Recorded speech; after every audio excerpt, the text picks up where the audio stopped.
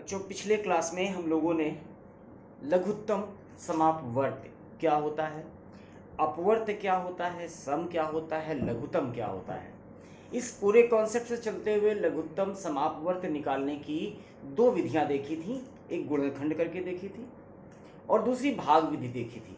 आज हम लोग चलेंगे, कुछ पीछे बोर्ड पर लिखा हुआ है, आज हम लोग देखेंगे महत्तम समापवर्तक क्या होता है। देखिए, वर्त्य और वर्तक, जो वर्त था वो गुणज था, मल्टीपल था, है ना। एक मल्टीपल, दो मल्टीपल, तीन गुना, 4 गुना, 10 गुना करके वो मल्टीपल था। अब हम देखेंगे कि अपवर्तक क्या होते हैं। देखें, महत्तम समापवर्तक को इंग्लिश में HCF, हाईएस्ट कॉमन फैक्टर। ये फैक्टर क्या होता है?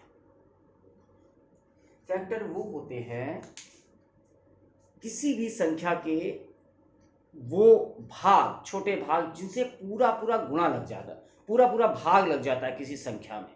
जैसे अगर हम 6 को डिवाइड करें तो किन किन संख्याओं से ये कर सकता है, किन किन अंकों से कर सकता है?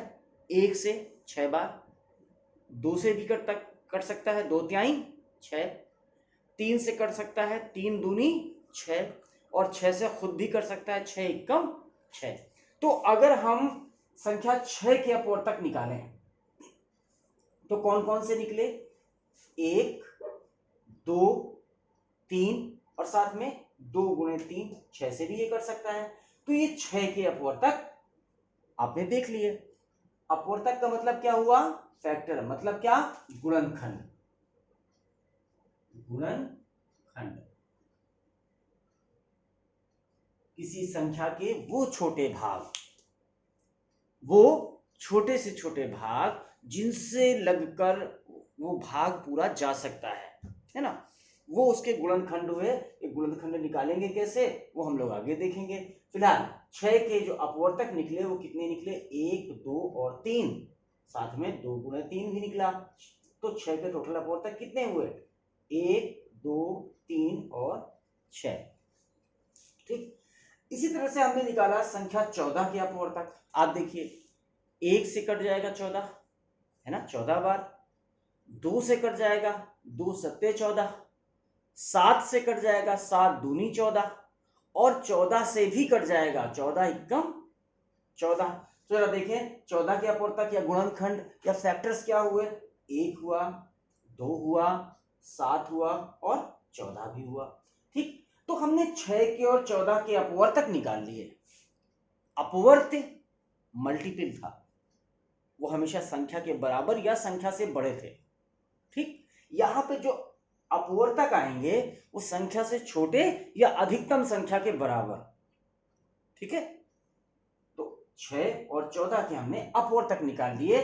तो पहला जो हमने काम किया, पहला सेक्शन हमने देख लिया अपवर्तक। अब अपवर्तक से हम किस तरफ चलेंगे? सम की तरफ। तो 6 और 14 के अब हम क्या देखने वाले हैं? सम अपवर्तक। तो देखें क्या क्या चीजें शामिल है 6 और 14 दोनों में। एक शामिल है यहां पर भी और यहां पर भी। याद रखिएगा, किन्हीं भी दो संख्याओं के जब हम अपवर्तक निकाल रहे होंगे तो जरूरी रूप से एक जरूर शामिल होगा। ठीक है, जरूरी रूप से एक जरूर शामिल होगा, ये याद रखिएगा। चाहे वो प्राइम नंबर्स में जाएंगे या को प्राइम नंबर्स में जाएंगे, कहीं पर भी जाएंगे, वो हम लोग आगे देखेंगे। अभाज्य संख्याएं या सह अभाज्य संख्याएं क्या होती हैं। तो एक शामिल है। दूसरा, आप देखें कि दोनों में ही 2 भी शामिल है, लेकिन क्या इसके बाद की संख्याएं शामिल हैं? 3 यहां पर है, यहां नहीं है। 6 यहां पर है, यहां नहीं है ना, नहीं है। तो अब हम सम अपवर्तक देखेंगे। तो 6 और 14 के सम अपवर्तक कौन कौन से हुए? 1 और 2, यही 2 तो हुए, यही 2 तो हुए। हम कहां तक पहुंच गए? अपवर्तक लिया, अब हमने सम ले लिया। ठीक, अब बात करनी है महत्तम। अब ये 2 अपवर्तक ऐसे हैं जो समान हैं, लेकिन इन दोनों में से महत्तम कौन है? सबसे बड़ा अपवर्तक कौन है इन दोनों संख्याओं का? अब सम अपवर्तकों में से कौन महत्तम है? आप देख रहे हैं कौन सा महत्तम है? 2। तो उत्तर कितना आया? अगर आपसे प्रश्न पूछा जाए कि संख्याओं 6 और 14 के महत्तम समापवर्तक निकालिए, तो कितना हुआ? 2। ठीक, 6 और 14 का HCF हाईएस्ट कॉमन फैक्टर कितना निकला? 2। ठीक है, आइए कुछ चीज और देखते हैं। मेरा ख्याल है आपको इतना समझ में आया होगा। लघुत्तम और महत्तम के क्रम में ये दूसरा अध्याय है आपका और दूसरा लेक्चर है। इसके बाद जो हम लोग चलने वाले हैं वो हम लोग अभ्यास चलेंगे और अच्छे प्रश्न करेंगे, काफी प्रश्न कर लेंगे। कारण क्या है, ये बहुत समझने वाला टॉपिक है, बहुत थोड़ा सा टिपिकल भी हो जाता है। कुछ प्रश्न ऐसे होते हैं जहां पे महत्तम और लघुत्तम एक साथ लग जाता है ना।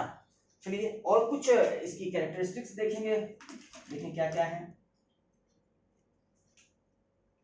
देखिए, अगर हम कहें 5 के अपवर्तक, तो 5 के अपवर्तक कौन कौन हुए?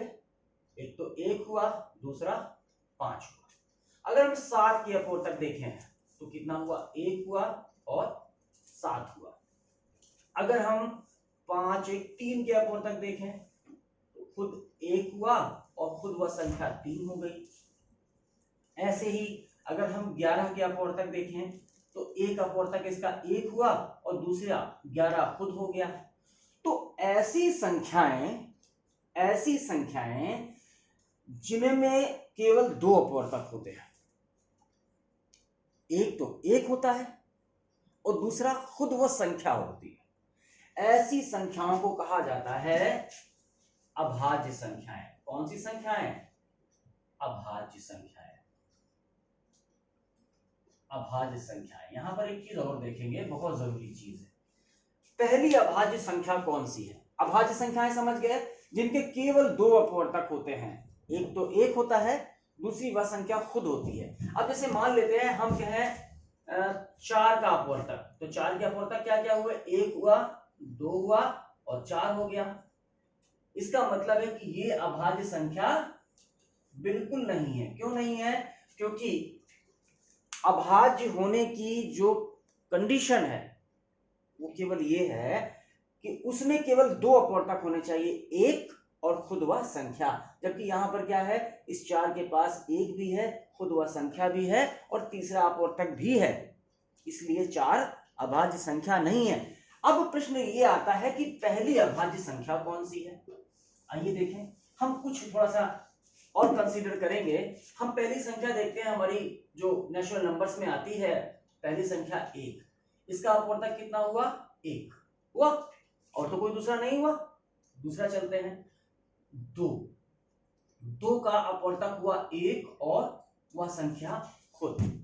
अब प्रश्न ये उठता है कि पहली अभाज्य संख्या कौन है? हम किसे माने? 1 को माने या 2 को माने? क्या 1 अभाज्य संख्या है? प्रश्न उठता है। लेकिन अभाज्य संख्या होने का जो गुणधर्म है वो यही है कि ऐसी संख्या जिसके केवल और केवल 2 गुणनखंड हो, केवल 2 अपवर्तक हो, वही संख्या अभाज्य संख्या होगी। देखिए, इन सब के 2 2 2 2 अपवर्तक हैं, लेकिन एक का अपवर्तक केवल 1 है। तो पहली बात, जो 1 है वो अभाज्य संख्याओं की सूची में शामिल ही नहीं है। वो अभाज्य संख्याओं की सूची में शामिल ही नहीं, क्योंकि इसके अंदर वो गुण है ही नहीं। ठीक, अब बात करते हैं सबसे छोटी अभाज्य संख्या। तो निश्चित रूप से आप देख सकते हैं कि 1 के बाद अगले क्रम में 2 आती है और इसके पास 2 फैक्टर्स हैं, 2 अपवर्तक हैं, इसलिए 2 प्रथम अभाज्य संख्या है। आप इसको साफ साफ दर्शित कर सकते हैं, ये प्रथम अभाज्य संख्या है। ठीक, प्रथम अभाज्य संख्या है। कौन सी? 2। आइए, अभाज्य संख्याएं समझ में आई। अब बात करते हैं सह अभाज्य संख्याएं। क्या बात करेंगे? सह अभाज्य संख्याएं। इनको जानना और जरूरी है, क्योंकि इनसे एक और बड़ी चीज सामने निकल कर आएगी। सह अभाज्य संख्याएं ये क्या होती हैं? सह अभाज्य संख्याएं क्या होती हैं? कोई भी 2 ऐसी संख्याएं कोई भी दो ऐसी संख्याएं जिनके फैक्टर्स में केवल एक चीज कॉमन मिले, एक अंक कॉमन मिले, और वो मिले क्या? एक। जैसे मान लेते हैं हमने लिखा 5 और 14। क्या 14 अभाज्य संख्या है क्या? 14 अभाज्य संख्या नहीं है। क्यों नहीं है? क्योंकि इसके फैक्टर्स क्या हुए? 1 हुआ, 2 हुआ, 7 हुआ और 14 हुआ। आप देख रहे हैं कि 14 अभाज्य संख्या नहीं है। 14 is not a prime number, that is not a prime number. ये प्राइम नंबर नहीं है। जबकि 5 प्राइम नंबर है। 1 और 5 इसके दो ही गुणनखंड हुए। लेकिन ये दोनों आपस में मिलकर सहअभाज्य संख्या बनाती है। ये अभाज्य नहीं है। देखिए अलग से जो इसका गुणधर्म है ये अभाज्य संख्या नहीं है, लेकिन 14 और 5 आपस में मिलकर सहअभाज्य संख्याओं का ग्रुप बनाती हैं, जोड़ा बनाती हैं। क्यों? क्योंकि देखें इसके फैक्टर्स में 1 है, 2 है, 7 है, 14 है। 14 के फैक्टर 5 के फैक्टराइजेशन में या 5 गुणनखंडों में या अपवर्तकों में 1 है और 5 है। लेकिन अगर इन दोनों में हम कहें कि कॉमन क्या है, समान कौन सा है, तो समान केवल मिला 1, है ना। इन दोनों के अपवर्तकों में जो सम अपवर्तक है वो कौन सा मिला? 1। ठीक। तो यहां से दो चीजें आप जानिए। पहली बात, अगर आपको दो सहअभाज्य संख्याओं का जोड़ा मिल जाए तो उनका महत्तम समापवर्तक कितना होगा? समअपवर्त केवल 1 मिला ना, और यही महत्तम भी है। तो किन्हीं भी दो सहअभाज्य संख्याओं में जो HCF होगा वो कितना होगा? 1। और साथ में जो एलसीएम होगा, आप पीछे पढ़ के आए हैं एलसीएम को, वो इन दोनों संख्याओं के गुणन के बराबर होगा। 5 गुणे 14 ही इनका एलसीएम होगा। ये याद रखिएगा, इनका जो एलसीएम होगा लघुत्तम समापवर्त वो कितना होगा? इन दोनों संख्याओं के गुणनफल के बराबर होगा। आपको निकालने की भी जरूरत नहीं है कि आप गुणनखंड करते रहो, कोई जरूरत नहीं। ठीक, इन दोनों का गुणनखंड। इसी तरह से क्या 5 और 7 भी या 7 और 9 भी आपस में सहअभाज्य हैं? देखिए है कि नहीं। मान लेते हैं एक संख्या ली हमने 7 और दूसरी ली 9। ठीक, 7 और 9। 7 के गुणनखंड देखें कितना हुआ? 1 हुआ और खुद वह संख्या 7 हो गई। 9 के गुणनखंड में आ जाए, एक गुणनखंड 1 हुआ, दूसरा 3 हुआ, तीसरा 9 हुआ। अब फिर से देखें कि इन दोनों में कॉमन केवल एक ही है। इन दोनों में कॉमन केवल एक ही है ना। केवल ये वाला कॉमन है जिसको हमने इनसर्किल कर दिया, ये। ठीक, तो ये दोनों संख्याएं आपस में क्या बनाती हैं? सहअभाज्य संख्याएं। इसलिए इनका HCF कितना होगा? HCF कितना होगा? सहअभाज्य संख्याओं में कितना होता है? 1। और एलसीएम कितना होगा? जल्दी से बताओ, जल्दी से बताओ। 9 7 केवल इनका गुणा कर देना है 63। ये इनका एलसीएम होगा। इतनी बात समझ में आ गई? अभाज्य संख्याएं समझ में आ गई? ऐसा नंबर जिसके केवल दो अपवर्तक हैं, एक एक और दूसरा वो संख्या खुद। याद रखिएगा, सबसे छोटा जो अभाज्य संख्या है, सबसे छोटी जो अभाज्य संख्या है वो 2 है, 1 नहीं है। बिल्कुल ईमानदारी से दिमाग में डालिए, क्योंकि कई बार प्रतियोगी परीक्षाओं में ये प्रश्न पूछा जाता है और परीक्षार्थी गलत करके चले जाते हैं। वो 1 को समझते हैं जबकि 1 नहीं है। आइए, आपने सहअभाज्य संख्याएं समझ ली, आइए बाकी देखते हैं।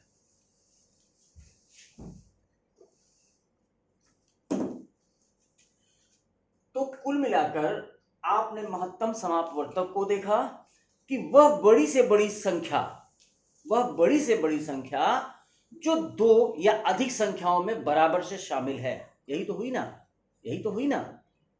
जो जितनी भी संख्याओं का हम निकाल रहे हैं महत्तम समापवर्तक, वो उन सभी को काट देगी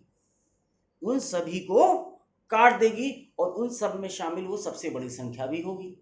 ठीक, आइए एक बार और देख लेते हैं। मान लेते हैं हमने कहा 30 और 20 का HCF। ठीक, अब आइए इसको करने का हम लोग गुणनखंड का तरीका देखेंगे। ठीक है, तो आप 20 का और 30 का अलग अलग क्या निकालें, गुणनखंड निकालें। आपको गुणनखंड निकालने का तरीका कल बताया गया था, ठीक है। करिए, 2 दहम 20, 2 पंचे 10, 5 एकम 5। ठीक, तब तक करना होता है भाग जब तक कि लास्ट में 1 ना आ जाए। यहां पे आ जाइए, 15 दूनी 30। अब क्या जाएगा, क्या 2 से नहीं जाएगा, 3 पचे 15, ठीक, 5 एकम 5। ठीक, अब देखिए दोनों में जो गुणनखंड निकले, दोनों में जितने बार जो चीजें कॉमन है उनको बाहर ले लीजिए। जैसे आप देख रहे हैं 2, दोनों जगह शामिल है, एक कर ले लिया 2, लेकिन क्या दूसरा 2 इसमें शामिल है, नहीं शामिल है इसके गुणनखंडों में। इसमें 3 है, इसमें 3 नहीं है, लेकिन 5 ऐसा है जो दोनों जगह शामिल है। ठीक, तो 2 और 5 दो ऐसे गुणनखंड हैं, 2 और 5 दो ऐसे गुणनखंड हैं जो दोनों में शामिल हैं। ठीक, और आपसे समान गुणनखंडों की बात की गई थी, ये समान गुणनखंड तो है ना, समअपवर्तक है। लेकिन साथ में ये भी बात कही कि देखिए 2 यहां पर भी शामिल है, 5 यहां पर भी शामिल है, यहां पर भी शामिल है, 2 भी दोनों जगह पर शामिल है। लेकिन कहा गया है कि सबसे बड़ा गुणनखंड, तो सीधी सी बात है 2 गुणे 5, यहां पर भी 2 गुणे 5 है ना।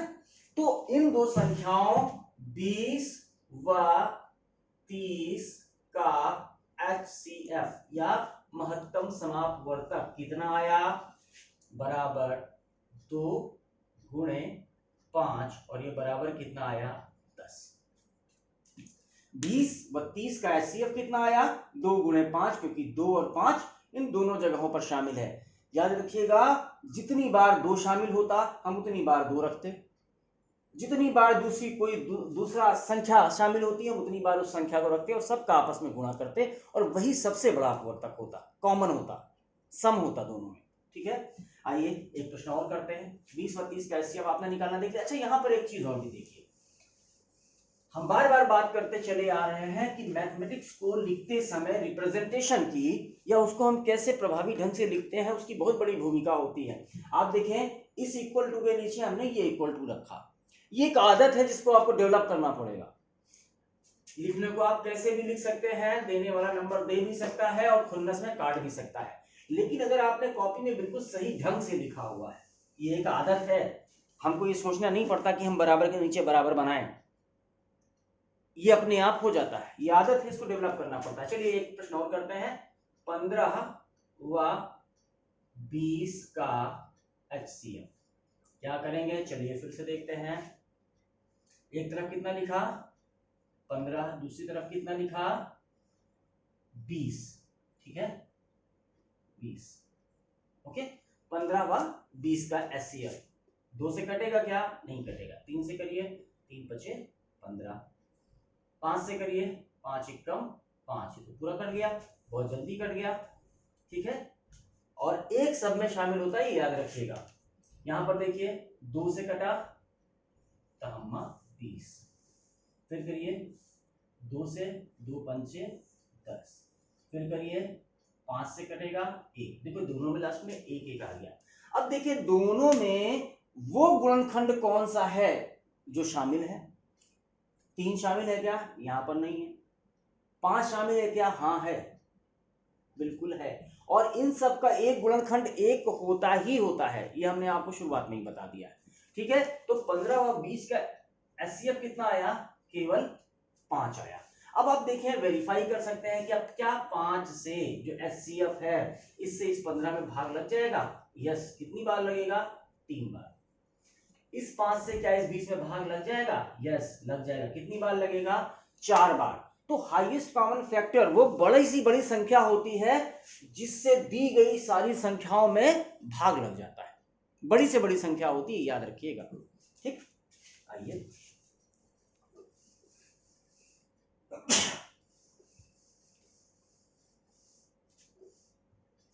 चलिए अब हम लोग 3 संख्याओं का महत्तम निकालना देखते हैं। कितनी संख्याओं का? 3 संख्याओं का। मान लेते हैं आपके सामने 3 संख्याएं हैं, मान लेते हैं 4, 12 व 18 का HCF। ठीक, ये हमारा प्रश्न है। ठीक, चलिए पहले हम 4 का भाग करते हैं, गुणनखंड निकालते हैं। कितने आया? 2 दूनी 4, 2 एकम 2। ठीक है, एक हो गया 4 का। फिर 12 में आ जाते हैं, 2 छम 12, 2 तिहाई 6 और 3 एकम 3। अब 18 में आ जाते हैं, 18, 2 नहीं 18। अब 2 से जाएगा क्या? नहीं जाएगा। 3 त्रिका 9 और 3 एकम 3। अब आपको देखना है कि इन तीनों में कॉमन क्या क्या है। देखिए 2 यहां पर है, यहां पर है और यहां पर भी, तीनों जगह है। तो एक HCF में एक भाग तो हो गया 2। ठीक, अब आते हैं 2 यहां पर है, 2 यहां पर है, लेकिन यहां पर नहीं है। इसका मतलब दोबारा 2 नहीं लिया जाएगा। अब इसमें से आ जाते हैं, 3 यहां पर है, लेकिन यहां पर नहीं है ना। अब केवल एक ही 2 ऐसा है जो तीनों जगह शामिल है, इसलिए 4, 12 व 18 का HCF बराबर 2। ये हमारा उत्तर हो गया। ठीक है, आइए अब कुछ प्रश्न देखते हैं आपकी बुक से। प्रश्न देखते हैं। ठीक है,